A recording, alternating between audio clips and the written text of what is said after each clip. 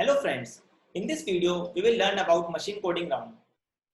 These days along with the DS-Algo rounds, companies are also taking machine coding rounds and more companies are adopting it. So let us see about it. So in this video what we will cover is, first of all we will see what is a machine coding round, what type of question does appear in machine coding round, what is the duration of it and all. Then we'll see which all companies have started taking it. Then we will move to general guidelines of machine coding round. So basically there are some guidelines that should be generally follow inside this round. Then we'll see what happens during an evaluation. So once you write the code, an interviewer will come and evaluate your code. After that, we will see a sample machine coding round problem, which will help you to understand the complete round. Then after that, we'll discuss some approaches to solve this problem, whether in Java, C++, or any other language. So let's see what is a machine coding round. So in this round, you will not get a question completely kind of the DS-Algo round. The question will be more of an implementation and design based problem.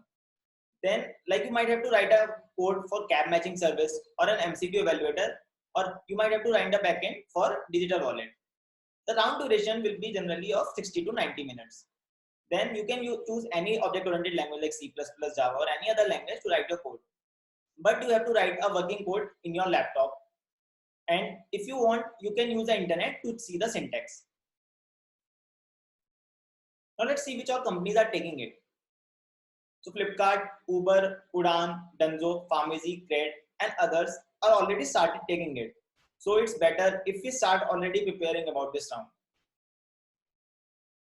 Now let us see some general guidelines of machine coding round. So whenever you get a question, you always get some general guidelines depending on the company, but these are some basic guidelines that you should follow. First of all is the code should be demoable and extensible. So you should write a code which you can show to your interviewer. This is the working code and these are passing my cases. And the code should be extensible, because he can give you some extra cases, so the code should be extensible.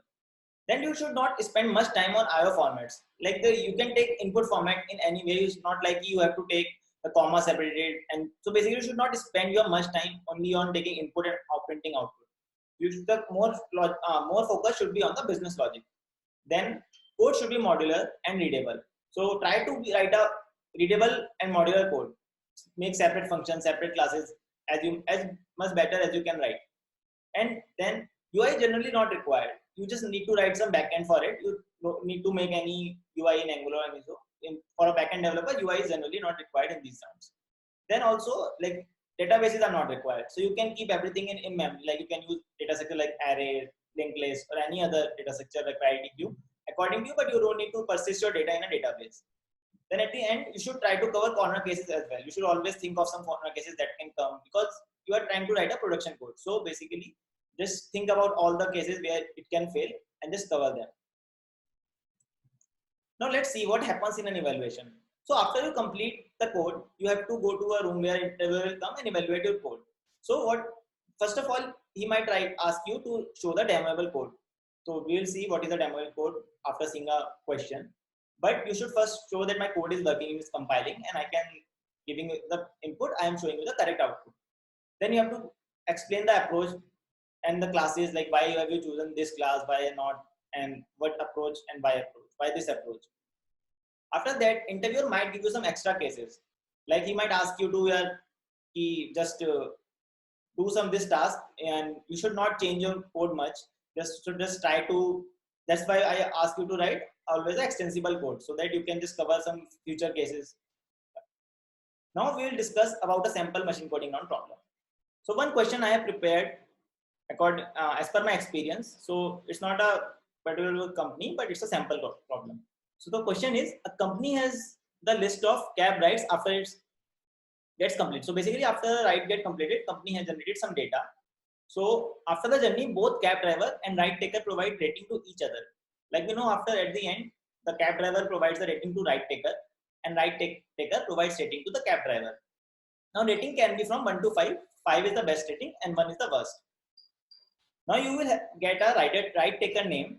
You have to find all the cab drivers eligible for him based on the historical data that is being given to you. The criteria are given below to choose a eligible cab driver. So basically you have to find the eligible cab drivers for a ride taker. Now let's see about the criteria. The first criteria is average rating of the cab driver should be greater than average rating of the ride taker.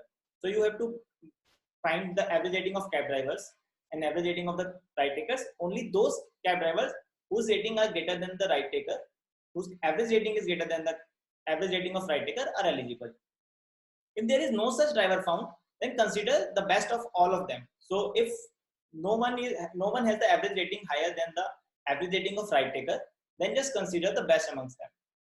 Now, if any cab driver has provided one rating to a ride taker, then they are not allowed to ride together.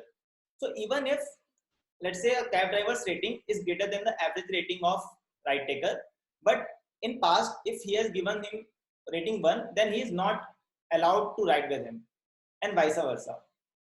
Now let us see an input which will help you to clearly understand this problem. So let's say this is the ride data given to the company. So ride 1, like Ram is the here ride taker who got 3 rating. Beam is the cab driver who got 5 rating. So this is some data. Ram 3, Beam 5. Then the ride 2 ride Lakshman got 5 rating. Nakul got 2 rating. And ride 3, Ram got 4 rating. Sahdev got 2 rating. Similarly, you have the data for 7 rides as of now. Now, so after the data, you will get some list of eligible drivers for. So you have to find eligible drivers from Ram and Lakshman. So this rough calculation is just to make you understand. You will only get the input and output. Okay. So let's say see the input. So basically we have to find the eligible drivers for Ram. So I just calculated the average rating. Then you have to write the code for it. So it is just a rough calculation from my side. So Ram has the average rating 3.3. Lakshman has 4.6. Bharat has 4. Average rating of drivers are Beam has 3.6, Nakul 3.5, Sahdeva 2.5. Now according to first condition, only those drivers which has the higher average rating than the Ram should be allowed to ride with him. So Ram rating is 3.33, and so according to this criteria, only Beam and Nakul are eligible. But if we see closely, this Ram gave Beam rating 1. So according to rule 3, Beam is not allowed to ride with Ram. So hence the answer output should be Nakul because only he is the eligible driver. Now let's see for Lakshman.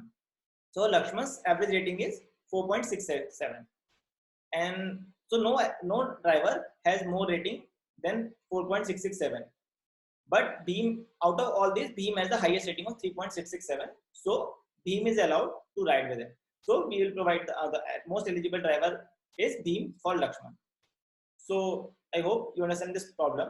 Now let's think of some sample approaches. I'll again say always try to think on your own, but I'll discuss some approaches like what I thought when I see this problem. So let's discuss. So if you are a fresher, not much experience in OOPS, and you are in C++ student, you can always think of some important things like struct. Like you can make a struct class for a cab driver, which have the data like his name, his average rating, and in future if you get any other detail for a cab driver, you can store it just like in here. Similarly, you can make a struct for ride taker and with all the necessary details. If you are in Java, then you can make the classes for cab drivers, the ride taker. Then you can write a separate class for business logic.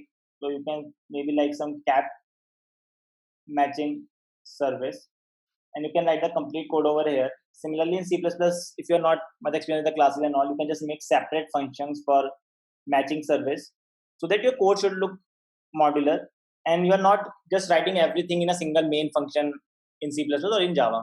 So try to make separate functions for separate functionalities so that one function is holding solving a one responsibility. And like this, you can make a class for ride where you can store the given input data. So ride is having the customer name, the rider name, rider rating, and customer rating. And you can just use this ride information to calculate whatever you want. Then you can take just input and print the output. So I'm not writing solving the whole code because I'll again prefer that you should write the code on your own. And there can be several approaches. Every person can think of a different solution. And that's what generally happens in machine coding round. they don't expect you to just give you a particular solution. You can write any solution, and but your code should be readable. This code should be modular. This code should be able to solve. Let's say tomorrow I give you a task here, just blacklist this driver. So what you will do? There might be an approach that you can maintain a list of blacklist drivers. There might be, or you can use some set or anything. That is up to you. So basically, you just have to think of all these cases and while writing the code, so that you can just in the interview can easily solve some more cases. Yeah, that's all for this video. Please just don't forget to subscribe the channel because lots of more interesting videos are coming soon. Thank you.